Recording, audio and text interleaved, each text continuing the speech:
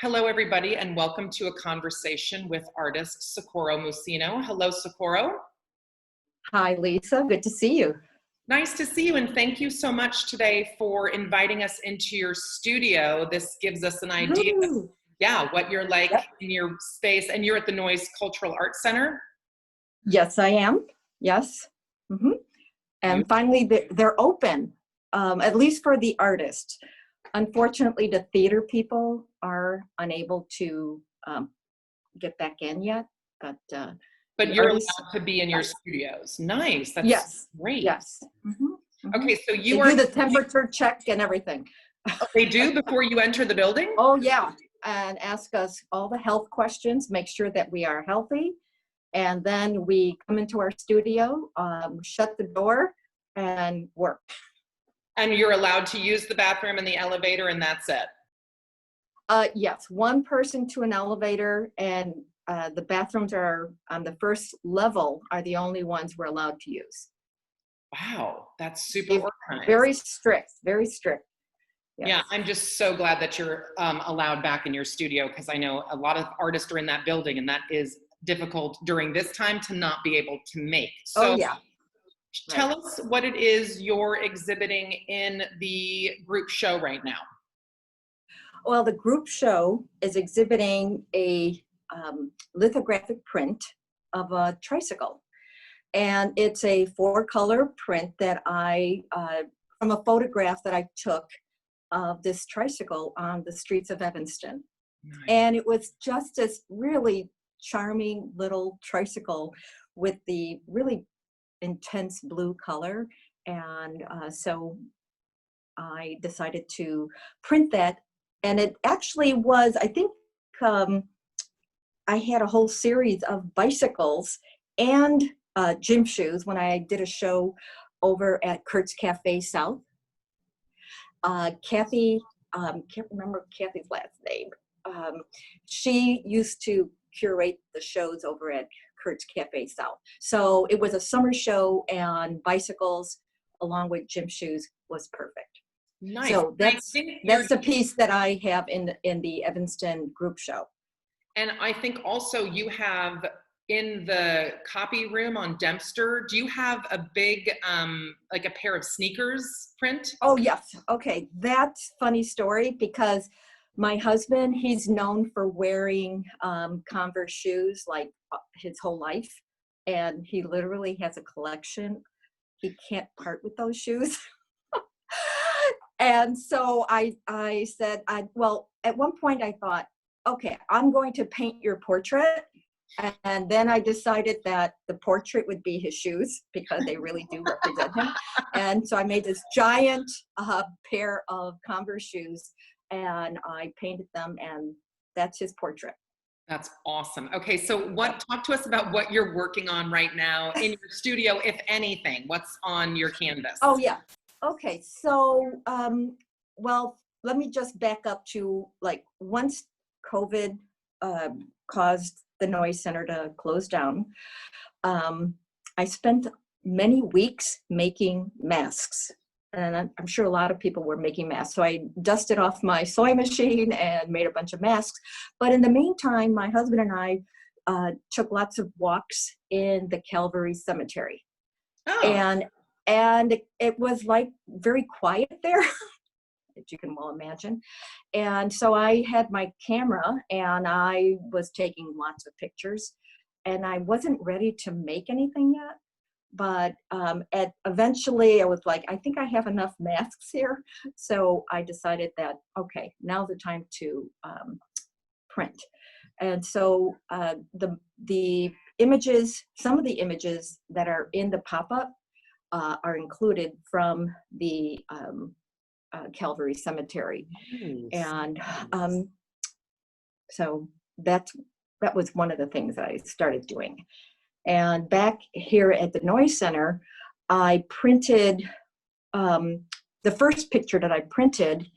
Can I show you? I don't have it in the show. Yeah, no, oh.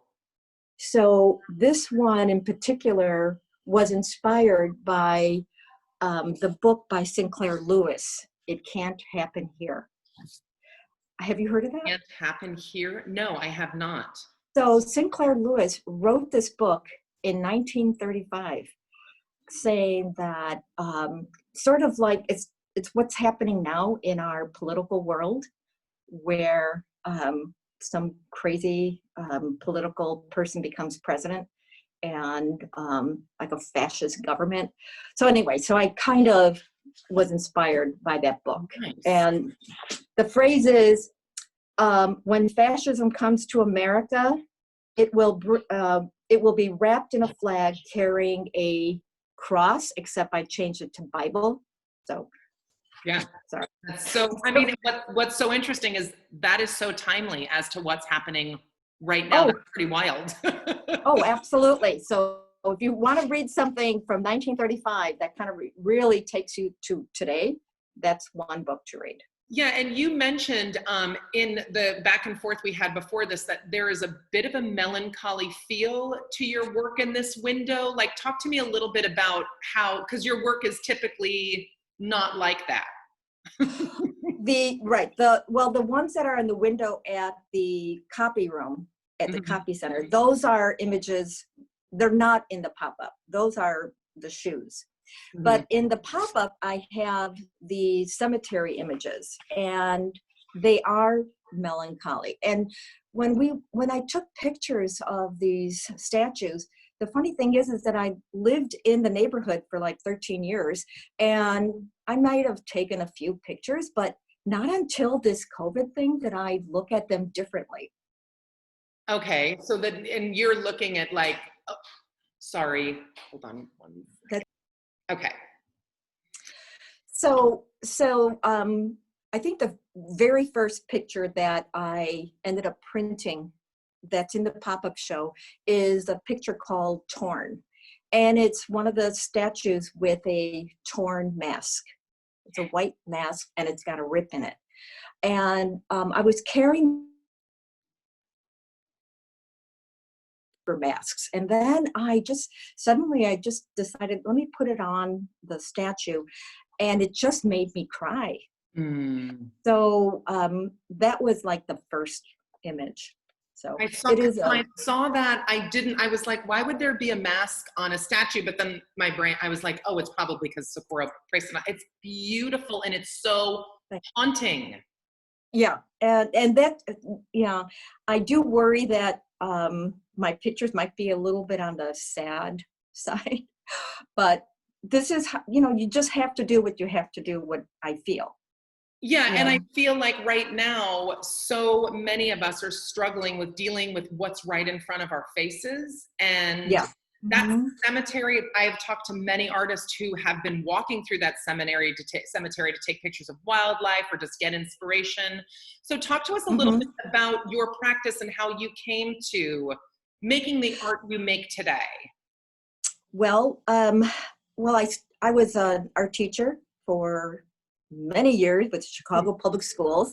And so I taught painting, sculpture, and my favorite was always printmaking.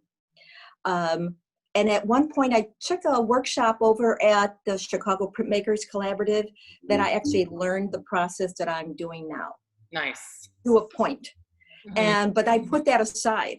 And then once I retired, I decided that my time now was like, this is it. I am going to make the art that I want to make. And so that's when I started, really. So last 7 years is really when I buckled down and started concentrating on my own work. And you have a studio in your home, but you also have a studio at Noise, or did you move your studio out of your home? Well, okay, most of my stuff is here at the Noise Center. My major press is behind me, and it's an awesome tackish press. And at home, I have a small press, so I was fortunate enough to be able to work from home. And so once the Noise Center opened up, man, we had to come back here. That's so great. And the nice thing about being at Noise is you can participate in all the open studios and all the openings. Like, it's just such a great public space for people to see artists in action. Yes, when you started with the open studios. The first year that I was involved with it, it was in my home basement. But then once there was an opening here at the Noise Center, I thought, oh, perfect. And it allowed me to become part of a community here in Evanston, meet other artists, and feel like it's building a family. Nice. Oh, I love that. And yeah, and building an art community so that, right, people are all working and coming together. Tell me last question, who is your inspiration? Where do you find inspiration to make your work? Well, honestly, my children are my biggest inspiration. Both of them are creatives. My son is more of a writer, although he has made a lot of art that's kind of interesting, very different work. But my daughter and I have, I think, a really good connection. So she and I, and she is on a creepy side on her work. You've seen some of her work. It's kind of dark. And we do share that. We do share that kind of common thread when it comes to our work. But we, fortunately, during the COVID period, we can take pictures of what we're working on and get feedback and give it to each other. And sometimes she just says, lovely, Mom, that's enough.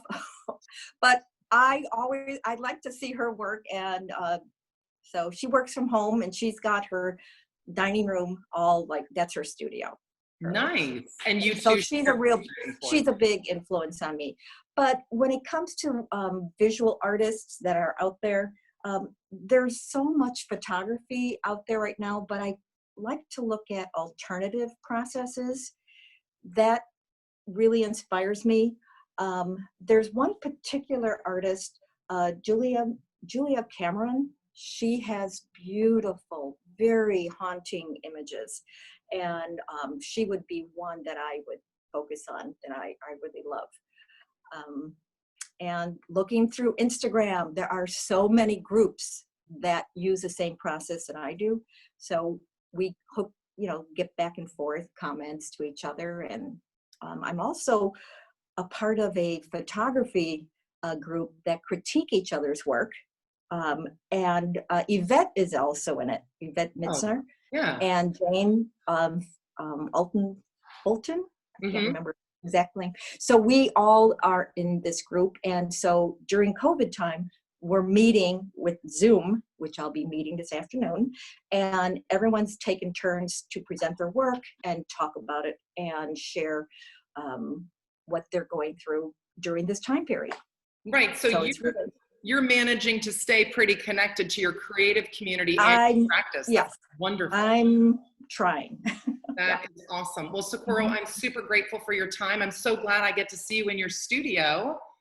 And thank you. Seeing you again in person. Can't wait. Thanks for taking the time to do this. Thank you very much. Totally.